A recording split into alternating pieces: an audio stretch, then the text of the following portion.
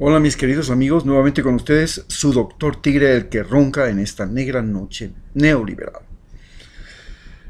Y para empezar, ustedes ya saben, por favor voten nulo en las próximas elecciones porque son las elecciones más fraguadas del siglo XXI, más ilegales, más ilegítimas. Un tribunal ilegítimo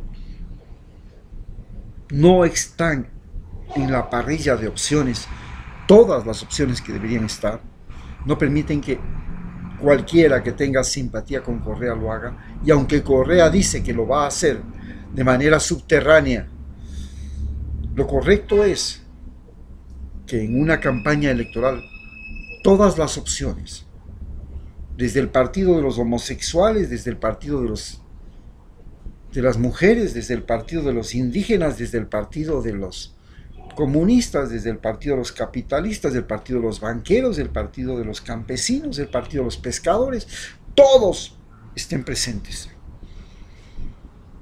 Pero no, se le priva a uno, basta con que falle uno para que no. Es como cuando usted invita a la mesa y le dice, sí señores, todos somos ecuatorianos, todos son mi familia. Pero ¿saben qué? A ti, hermanito, no te le voy a dar la comida, ¿sabes? No te voy a dar comida. Estás invitado a la mesa, pero no te voy a dar la comida, no te voy a dar plata ni nada. Entonces ya nadie come. Porque la primera cosa para sentarse en la mesa es que todos vamos a compartir y vamos a comer por igual. Eso mismo pasa en estas elecciones. Y entonces, estas elecciones fraguadas, que ya son de por sí legítimas, no se las puede legitimar mediante un voto. El proceso para llegar a estas elecciones ya es en sí escalofriantemente corrupto. Un presidente que llega prometiendo una cosa y luego se pasa al lado contrario, a los enemigos de él.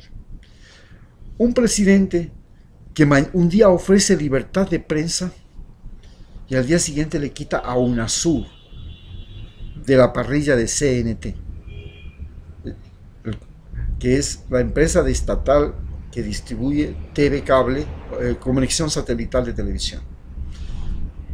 Habla de libertad de prensa, pero le quitas a Telesur, que es venezolana.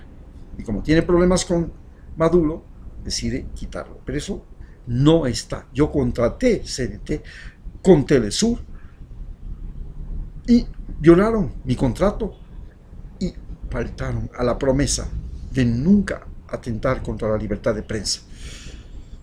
Cada cual tiene derecho a decir lo que quiere en este país. Bien.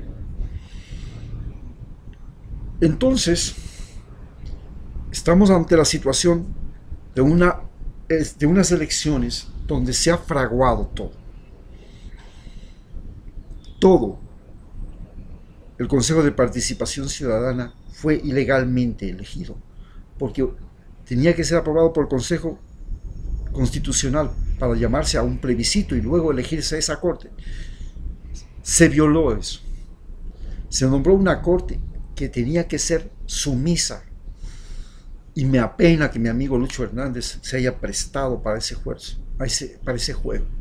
Y luego este Consejo de Participación Ciudadana comenzó a nombrar mediante ternas enviadas por el presidente a los jueces de la Corte Suprema de Justicia, al Consejo Electoral, al superintendente de bancos, al superintendente de compañías, al superintendente de comercio justo, al superintendente,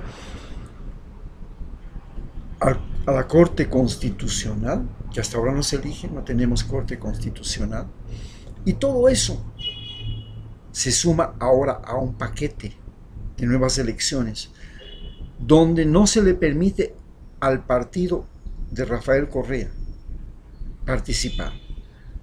Pone un nombre, se llama el partido Revolución Ciudadana, se lo tacha, no sirve. Pone otro nombre, tampoco sirve. Y buscan cualquier pretexto para decir que no. Eso es ya, de por sí, una trampa. Partamos de ese hecho. Y lo más interesante de todo es que hoy día les invito a ustedes a meditar cómo Ecuador cayó en el mismo problema que llegó al fin de la Unión Soviética. Yo fui a la Unión Soviética cuando vivía el último momento. Llegué el 20 de enero del año 1992 y el 18 de diciembre de 1991 desaparecía la Unión Soviética. Pude estudiar y vivir, porque fui a estudiar a la Universidad Politécnica de Volgogrado, que antes se llamaba la ciudad de Stalingrado, la ciudad de Stalin, la última ciudad comunista que quedaba. ¿Cómo fue la historia de la Unión Soviética y cómo se llegó a este proceso de disolución del más grande país del mundo, la Unión Soviética?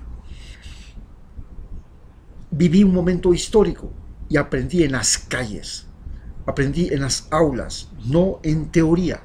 No fui un tipo que aprendió de un revolucionario de pizarrón como Alberto Acosta, de otros de esos revolucionarios que hablan en los cafetines. Aprendí en la calle de Moscú, de donde se originó este fracaso histórico de una sociedad que pretendía dar a los seres humanos la libertad a partir de la igualdad.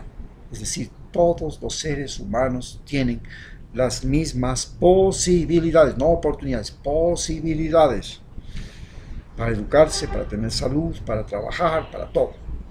Una sociedad que soñó que existiría el pleno empleo, es decir, todo el mundo trabajaba. Pero ¿cuál era el problema del pleno empleo? Que todo el mundo trabajaba, sí, pero trabajaba en lo que no sabía, trabajaba en lo que no había estudiado. Si eras ingeniero eléctrico, tenías que ir a trabajar en una plantación de caña, pues, ¿por qué? Porque no había otro trabajo. Y ese fue el comienzo del gran fracaso. Pero lo más grave fue que el país se convirtió en una enorme burocracia, en un enorme aparato burocrático. Y este aparato burocrático era un aparato que tenía por principio hacer lo que manda el jefe.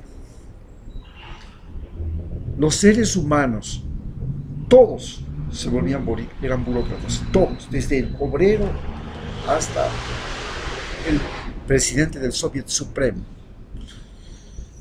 Todos eran burócratas. ¿Y qué era ser burócrata? Había una ley, igual que existe en Ecuador. La diferencia entre ser empleado privado y ser empleado estatal o ser burócrata. ¿Qué es un empleado estatal? Un empleado estatal es el individuo que hace solo lo que le permite la ley. Y un empleado privado es aquel que hace todo lo que no le prohíbe la ley. Puede hacer todo. Si la ley no lo prohíbe, puede hacerlo. En cambio, el empleado estatal es un individuo que solo puede hacer lo que le manda la ley. Y si la ley no se acordó de que él podía hacer otra cosa, de que él podía pensar, de que él podía decidir, de que él podía hablar, de que él podía tener iniciativa. No, eso no permite la ley. Y así nació la burocracia que nos gobierna. Y el problema de la burocracia que nos gobierna es que es el sitio donde se amparan los que tienen compadres, los que no tienen mérito pero son del partido, los que compran, los que ofrecen sexo, los que ofrecen diversión, los que ofrecen trago, los que ofrecen droga para conseguir el puesto. Y esos al final nos gobiernan y deciden por nosotros nuestra suerte y muerte. Y esa gente se convierte en un peso al que todos los ecuatorianos tenemos que mantener. Cuando llegó Rafael Correa, prometió que eso cambiaría y que Solamente la meritocracia daría la posibilidad de tener un empleo público. Y la meritocracia era haber sido buen estudiante en el colegio, en la escuela, en la universidad y llegar a tener hasta un PhD. Y de acuerdo con eso se tendrían los cargos públicos. Sin embargo, ningún ministro tenía PhD, sino alguno de relancina, cuando para ser ministro debía haberse pedido por lógica que sea un PhD. Si no era un PhD, ¿para qué diablos ser ministro? Y no solamente que tenía que ser un PhD, tenía que ser un individuo que tenía un PhD y tenía que haber hecho algo, demostrar que era un individuo que había hecho algo con su PhD, una investigación, una empresa, dar cátedra universitaria, bueno, alguna cosa. Para ser un director provincial, un director nacional, tenía que ser por lo menos un máster. Pero no, cualquier mequetrefe llegaba a ser un empleado, un jefe. Hoy tenemos un mequetrefe de vicepresidente. Y se creó la cultura de los mequetrefes como asambleístas, de los mequetrefes como directores provinciales, de los mequetrefes en todo. ¿Cómo llegamos a tener un país donde cualquier tipo puede llegar a ser vicepresidente, puede llegar a ser presidente como Lenín Moreno? ¿Cómo? ¿Para qué diablos te sirven los años de estudio? ¿Para qué año te sirve ser honesto? No copiar en los exámenes. ¿Para qué diablos te sirve ir a trabajar en una empresa y ser un buen trabajador? Ir a trabajar en una institución, en un ministerio, en un hospital y ser un buen médico. ¿Para qué diablos te sirve? Si tu jefe va a ser cualquier mequetrefe, cualquier payaso. Ese es el error en el que hemos caído. Y ese es el hundimiento de lo que fue la Unión Soviética.